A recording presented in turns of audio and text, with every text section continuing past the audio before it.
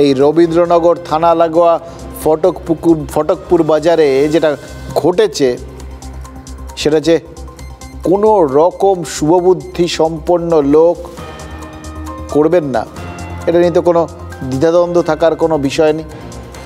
গতকালের ঘটনা, তারপর থেকে যা ঘটে চলেছে একটার পর একটা তার অভিঘাত, এটা শুভবুদ্ধির বিনাশ ছাড়া আর কিচ্ছু বলতে পারছি না। কিন্তু এই শুভবুদ্ধির বিনাশ কেন হলো এটা বোধহয় আজ খতিয়ে দেখার সময় এসছে, জানেন তো।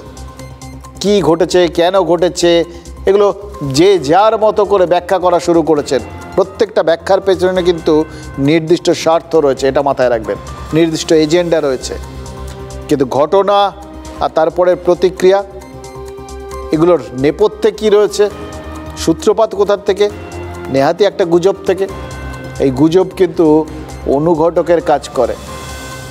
রবীন্দ্রনগরেও ঘটনাকে প্রাথমিকভাবে বিস্ফোরণের পর্যায়ে নিয়ে গেছে এই গুজবই। কিন্তু গুজবটা অবচেতনে ছড়িয়েছিল নাকি সচেতনভাবে ছড়ানো হয়েছিল, এইটা বোঝা দরকার।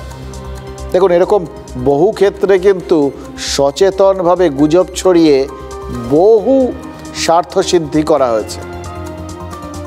সম্রাট নিরো যেরকম রোম জ্বলার সময় বেহালা বাজাননি, বা নিউটনের মাথায় যেমন আপেল পড়েনি, এগুলো তো অবচেতনে ছড়িয়ে পড়া গুজব।